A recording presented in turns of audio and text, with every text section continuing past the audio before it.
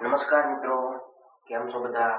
મજામાં રહેશો મિત્રો. આજે આપણે ધોરણ 7 ની અંદર વિષય છે ગણિત, સમય સંખ્યા.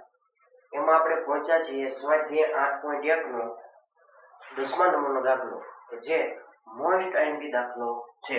પરીક્ષામાં પૂછાય એવો પણ છે, એટલે ખાસ ધ્યાન આપવું અને આવા દાખલાની પ્રેક્ટિસ કરવી.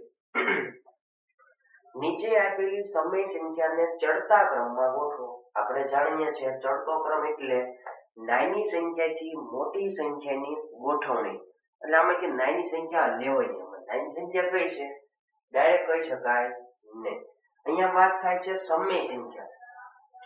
તો સમય સંખ્યામાં જો ચડતો ક્રમ પૂછ્યો હોય તો છેદ સમાન હોવો જોઈએ. તો અહીંયા જુઓ તો 3 નો છેદ કેવો છે? સમાન. એટલે કોઈ જાતનો દાખલો ગણવાની જરૂર નથી. તો ડાયરેક્ટ જવાબ આવે. હવે અહીંયા તમે જુઓ તો -3 છે, -2 છે, -1 છે. છેદ સમાન છે તો જોવાનું કયું? અંશવાળું. તમારે પેલા સંખ્યા રેખામાં દોરી દેવાનું. અહીંયા 0 આવે સંખ્યા રેખામાં, પછી છે ને -1 આવે, પછી આવે -2 અને પછી આવે -3. બરોબર? આ સંખ્યા રેખામાં આપણે દર્શાવી દીધા -1, -2, -3. હવે 0 ની નજીક જે હોય ને એ સંખ્યા મોટી કહેવાય. 0 ની નજીક કોણ છે? -1 એ મોટી થાય. તો દૂર કોણ? -3 હોય. એ સંખ્યા સૌથી નાની થાય. ચડતો ક્રમ એટલે શું? નાની થી મોટી. આમાંથી નાની કઈ થાય? -3. પછી સંખ્યા રેખા 0 તરફ આપણે જવાનું થાય. તો -3 વાળી છે એ સૌથી નાની સંખ્યા છે, તો આપણે એને ચડતા ક્રમમાં લખીએ -3/5. આ સંખ્યા કેવી છે? નાની. હવે આપણે નાની બતાવવા માટે આવી નિશાનીનો ઉપયોગ કરી શકાય, કારણ કે આ નાની છે તો એના પછીની સંખ્યા કેવી હોય? મોટી હોય. હવે -3 પછી શું આવે? -2 આવે. આ સંખ્યા કેવી થઈ જાય? મોટી. -2/5. એનાથી પણ મોટી કોણ? -1/5. આ આપણો ચડતો ક્રમ. બરોબર? એટલે નાની સંખ્યાથી મોટી સંખ્યા, આ નાની સંખ્યાથી અને ધીમે ધીમે કેવી થઈ જાય? મોટી સંખ્યા. આમ આપણને બે વસ્તુ મળી જાય, ચડતો ક્રમ અને ઉતરતો ક્રમ પણ મળી જાય.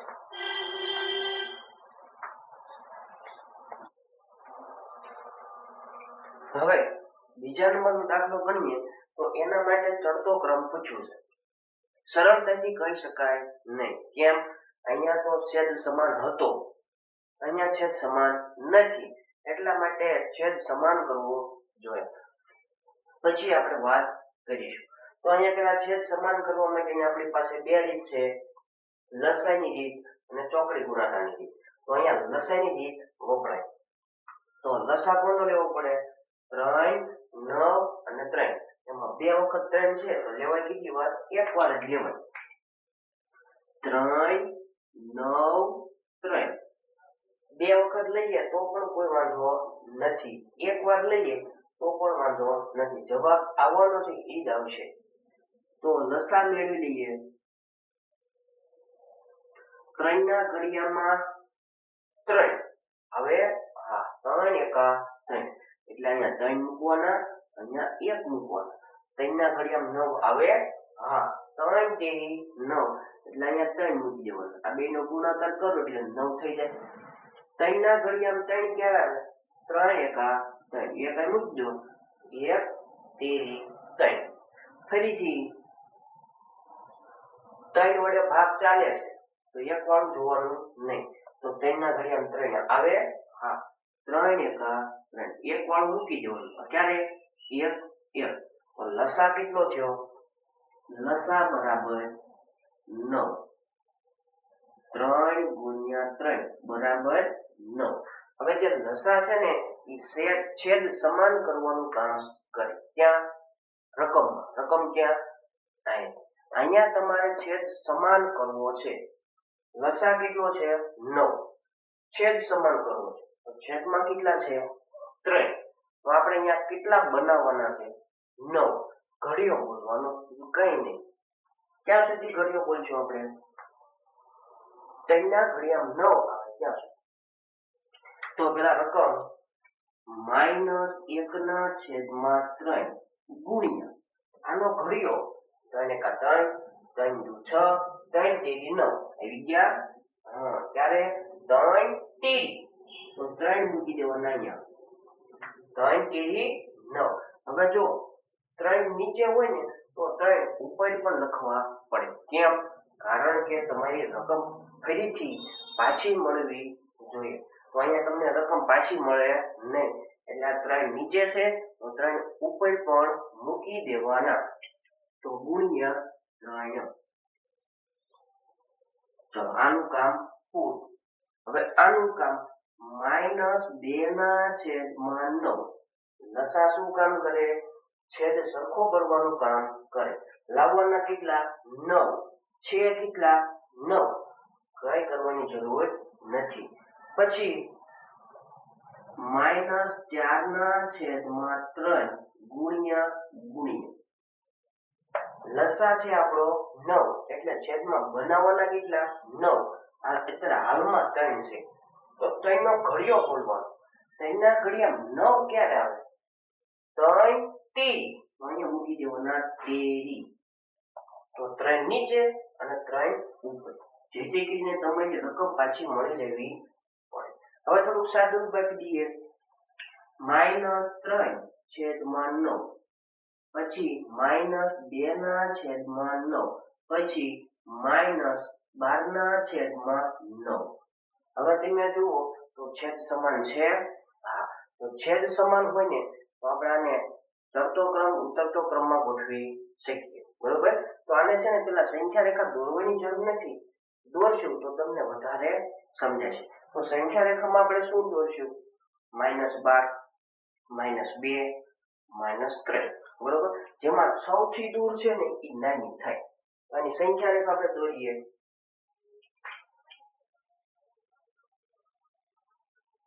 જો અહીંયા 0 હોય આપણે 1 2 3 4 5 6 એમ નહીં દોરવાનું આપણે અહીંયા જે લાઈનમાં ગોઠવતું જવાનું 0 ની પહેલા કોણ આવે -1 એની પહેલા -2 જો છે -2 કયા લખવાનું -2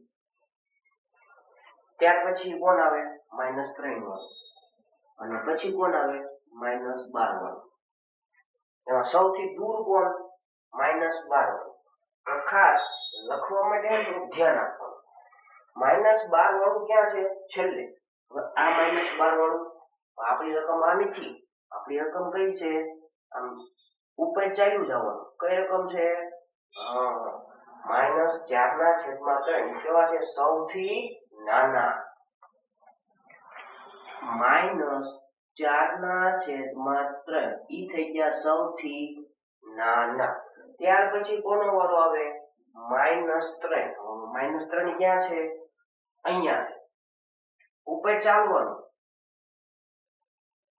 કોણ છે -1/3 ઇનથી મોટું કોણ છે પાછળ જે એક વધ્યું છે એ જ આપણો જવાબ હોય 2 વાળું ક્યાં છે અહીંયા છે ઉપર ચાલ્યા જાવ તો જવાબ આવ્યો -2/9 આ થઈ ગયો આપણો ચડતો ક્રમ ચલો ત્યાર પછીનો દાખલો છે એમાં પણ છેદ સમાન નથી એના માટે લસા લેવો પડે તો લસા લઈએ 7 2 4 જે છેદમાં સંખ્યા છે એનો આપણે લસા મેળવવો પડે લસા શું કામ કરે છેદ સરખો કરવાનું કામ કરે ક્યાં નીચે તો પેલા લસા મેળવી લઈએ 2 ના ઘડિયામાં 7 આવે ન આવે 2 ના ઘડિયામાં 2 આવે હા ફરજિયાત અહીંયા 2 લખી જ દેવાના 2 ના ઘડિયામાં 7 આવતા નથી તો જોઈને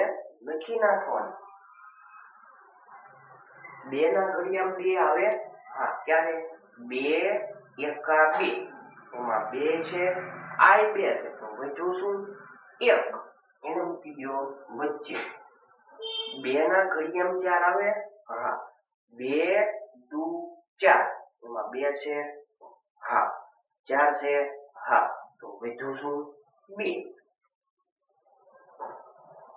ફરીથી 2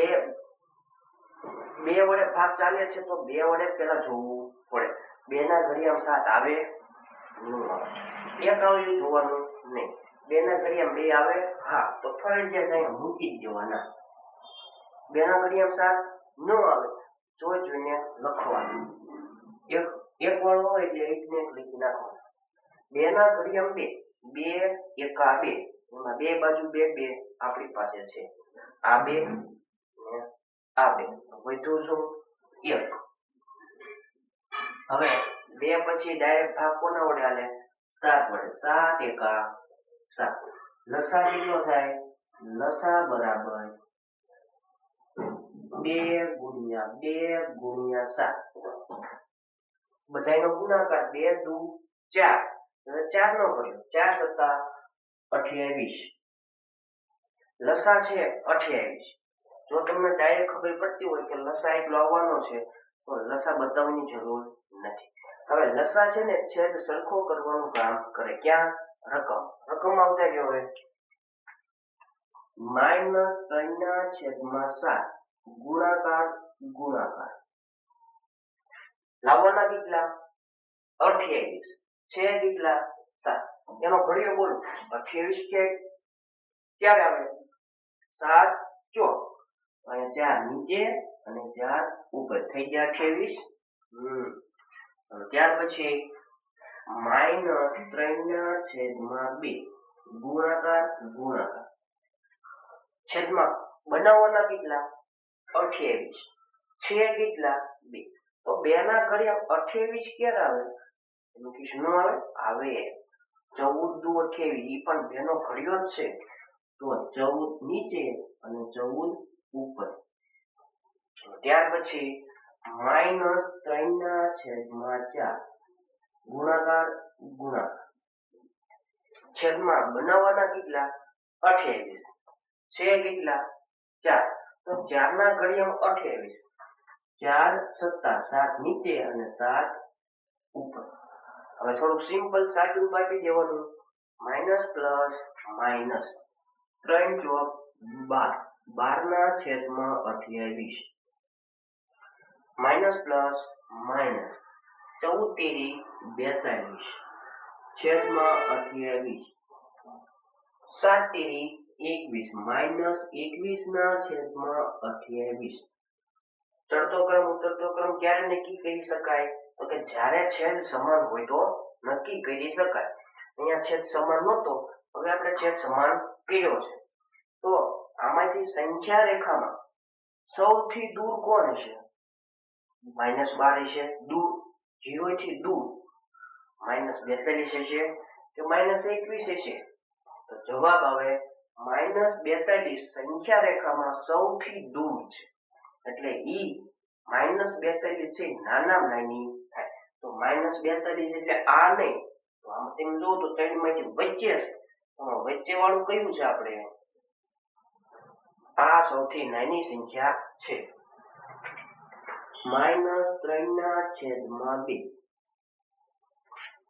હવે -42 પછી તેને સંખ્યા રેખા તરફ આવ્યો તો પેલા -12 આવે કે -21 આવે ઘટતો ક્રમ એટલે -42 છે -41 -40 -39 -35 -30 આ રીતે આગળ ચાલો તો જવાબમાં કોણ આવે પેલા 21 વાળું પેલા લાઈનમાં હાલો ઊભા તો જવાબ છે -3/4 કેવી રીતે 1 2 3 આ કયું છે છેલ્લું આમાંથી છેલ્લું કયું -3/4 તો હવે એક જ વધ્યું બાકી -3/7 આ સૌથી મોટી સંખ્યા છે આ સૌથી નાની સંખ્યા છે મિત્રો જો તમને આવા વિડીયો ગમતા હોય તો ચેનલને લાઈક સબસ્ક્રાઇબ અને શેર કરવાનું ભૂલતા નહીં તમારા મિત્રોને પણ વિડીયો શેર કરજો દાખલાની પ્રેક્ટિસ કરશો એટલે તમને આવડી જશે